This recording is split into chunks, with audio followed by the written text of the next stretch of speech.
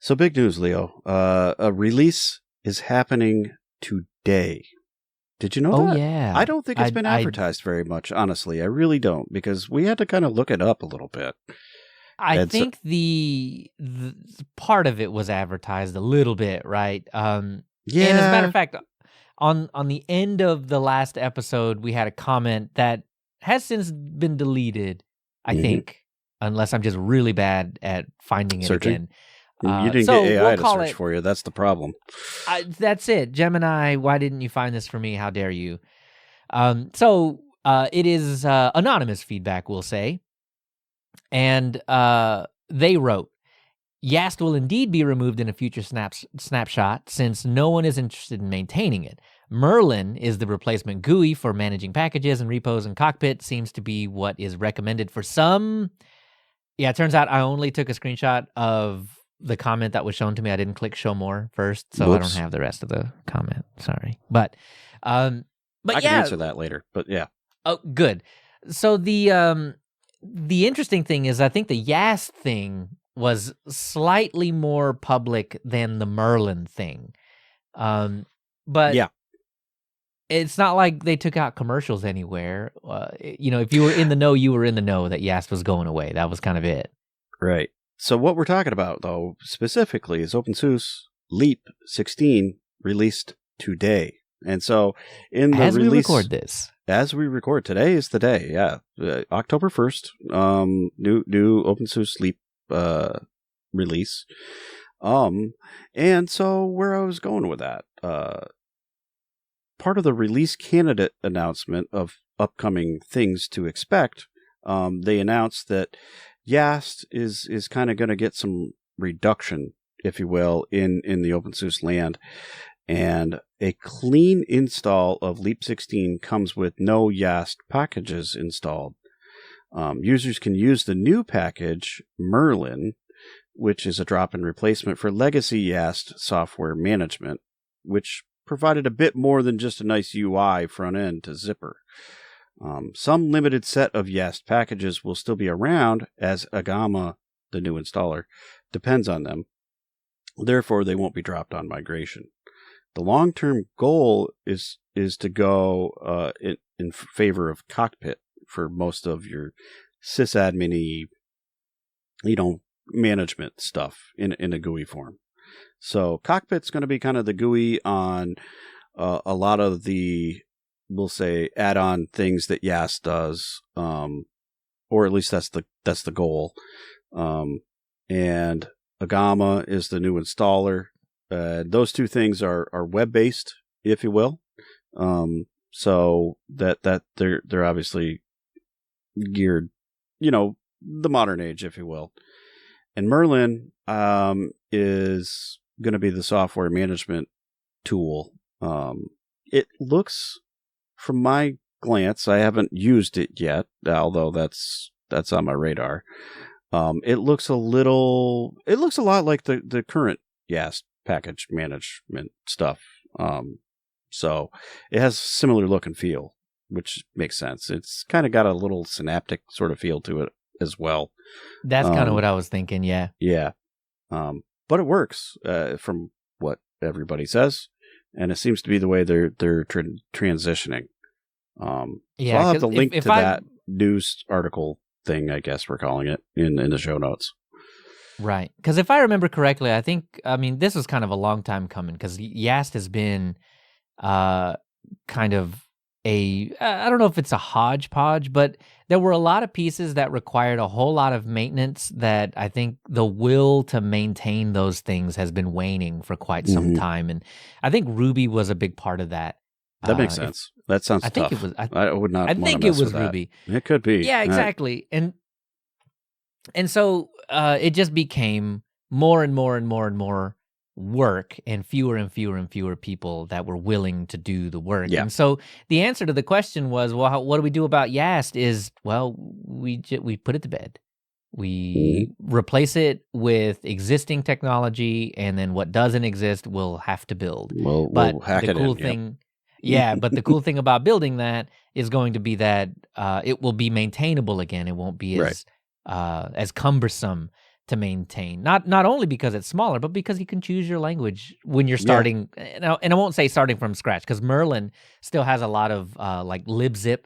Still uses libzip in the background. Oh yeah, it's still very heavy same thing dependent. Yeah, on zipper stuff. Sure. Right, but you got to kind of choose your own adventure when you make these kinds of decisions, and so I think that's really good. But I do too. When I mean, I think breaking it up has some advantages. I mean, that way it does subscribe more to the Unix philosophy of where, one tool does one thing and it does it really well. And so I feel like that's not a bad approach. Instead of trying to make one big giant tool that does everything and maybe doesn't do everything, as cleanly. So I think that approach to this is a good way. It's hard to untangle things sometimes though. So I can imagine a somewhat lengthy transition and trying to pry it away from people because that's what they're used to. It's going to be an interesting kind of thing, I guess. But it's sad. I guess I just can't get over YaST has been a part of OpenSUSE SUSE and all of its various iterations for such a long time that it's just sad to see it go, I guess. Oh, for sure. Is really where I'm at. Yep. It's an end of an era, if you will, for sure. Right, because Myrlyn is not a drop-in replacement for YaST, just the package management and friends part of YaST. The rest of YaST seems like it's going to be taken care of by Cockpit. So Cockpit can do a lot of things. It can. A lot of things. A lot of configuration things. A lot of change the storage type things or change the IP address type things. So, I mean, essentially a lot of the things that YaST was doing, Cockpit already does really, really well. Yep. And that's kind of the answer where, why reinvent the wheel? The wheel is called Cockpit.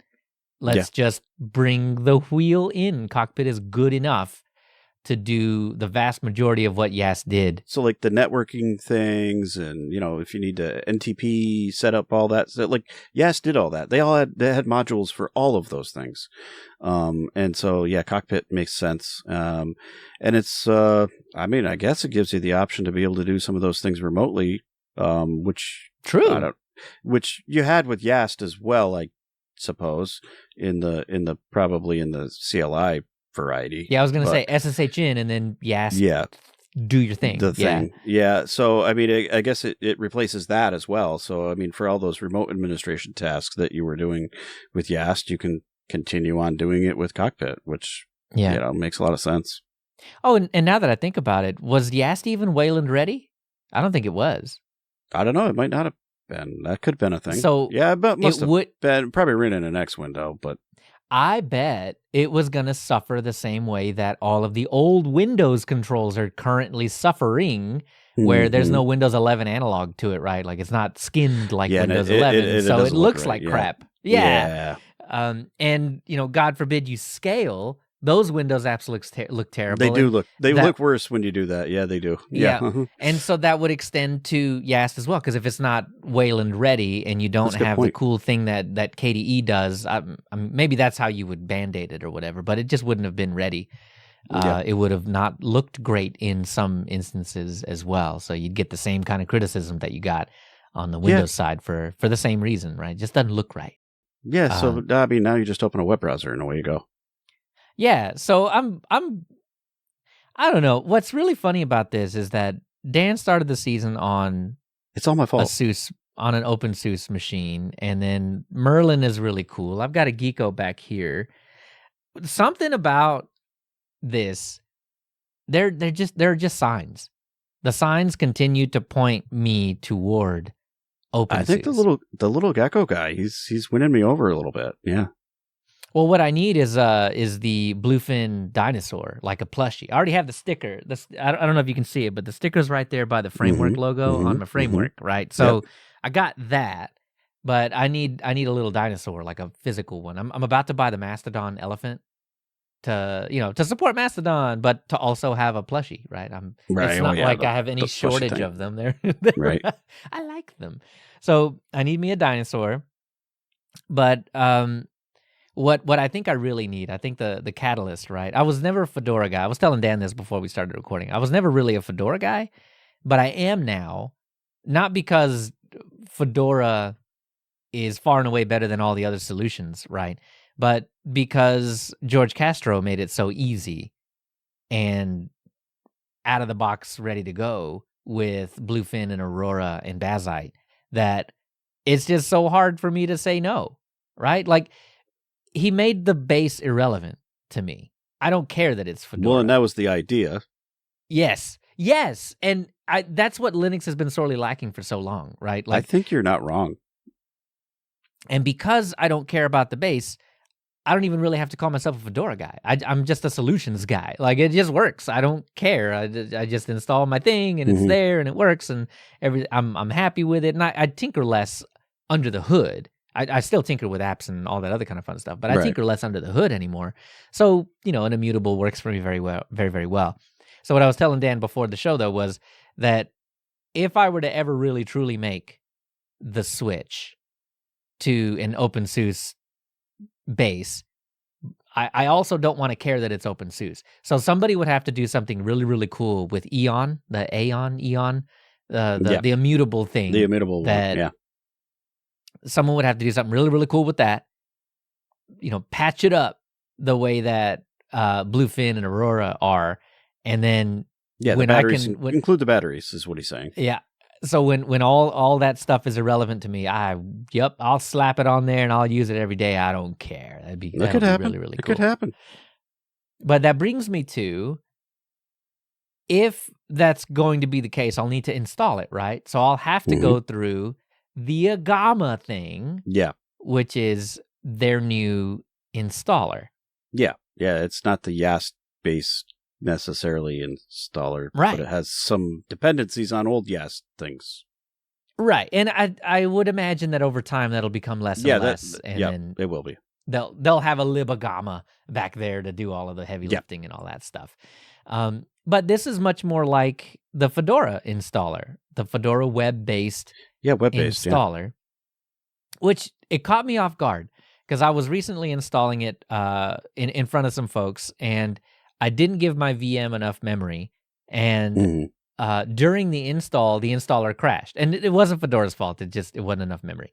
So, but it crashed, and it caught me off guard because it straight up said Firefox has crashed. Right. And I'm like, wait a minute.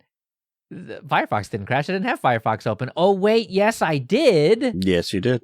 The installer is web-based now, so it was all happening through Firefox. And so if I understand, mode. So you didn't know it was Firefox, but it was a web page. Yeah. Yes. And so if I'm not mistaken, that's exactly how Agama's working. That's how Agama's going to work, I think, yeah. Okay. Which it makes sense that the Cockpit thing is also, because that's also a web page that you're manipulating. So they're all becoming web-based tools, if you will. Right. I mean, it's easier to maintain, right, I suppose. But the thing about Agama is that I've been lamenting for a while that Anaconda was my installer of choice because they were the only one that dared do it differently. Right. Instead of like just a next. Because it's a hub and spoke. You go out to each thing and you come back to the main central place, and then you pick your next one and you do the next thing, and then you all come back. You got a lot of back and forth, if you will. Right. And depending on what you're doing. Right. And one of the things about Agama, I haven't used it yet, so I'm not 100% sure that what I'm saying is going to be true, but I think it's true. The way that it looks is this is going to be true. So while it won't be hub and spoke, it is more on the linear side. You can do it out of order if you're going backwards. So like it's got your task list on the left essentially, and you next through that task list, but it looks like you'll be able to go back up to which is kind of how YaST works tasks. Now. Right. Exactly. And I think this is going to be where my love goes, my installer love. If I had to pick an installer that I like the most, it's probably going to end up being Agama, right? Because of that little feature. Because the reason that I hate linear installers so much is because I'll get like 5 pages through and I'm like, oh, I didn't mean to do that. Where was that? Yeah, I don't know. Was it 2 pages back, 3 pages back, 4 pages? I don't know. No, they don't give you any over indication. On the left. Yeah, just click. Exactly. And so I have to go back. Oh, there it is. Change the thing. Next. Right? With Agama, it looks like I'll be able to go back. Maybe. Oh, let me set my host name 3 pages ago. It's right there. Obviously, it's called host name. That's where I need to go. Click. I'm there. Change the host name. And then click back to where I was. It removes all of the pain point of the things that I hate about linear installers. And while it is a linear installer. It's still linear, though. Yeah, at the same time. So that's not so bad. Right. I can get along with a linear installer when you give me the information I need to be able to go back and fix something if something comes. We'll have to see if all that's true. And if it is, Leo might be one right over here. See, again, another sign that I should be on the lizard. I think so. All signs point to the lizard. Man. You'll have Myrlyn casting your spells and everything. Yep. Nate's going to love this one. Okay. I have to prepare for that conversation. We'll see where it goes. Yeah. Yeah. So as far as I can tell, man, it's all shaping up to be pretty good. So I need someone to do the whole Eon make it like Bluefin thing. That would be really, really cool. So catch these and other great topics as they unfold over on the Lemmy, on our subreddit, or on our news channel on Discord, right? So normally, I think I'll have them by the time this goes out. But normally, if we're on it and life isn't crushing us, we usually keep up with all these news things in all 3 of those places.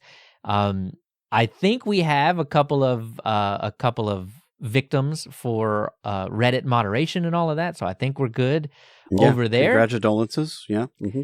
Yeah, that's perfect. Congratulations, yes. But yeah, so it's going to be to kind of help get those articles moved over to the Reddit side and make sure that there are no, swing the ban hammer if you need to. There's not a whole lot of there's not a whole lot of that. No. But anyway, so yeah, all of that stuff typically goes out on Lemmy, on the subreddit, on the Discord. So it sounds like the subreddit is going to get a little bit more loving. But it also, as life lightens up, and it looks like for me it will, by the end of October, I think life will be a little less stressful.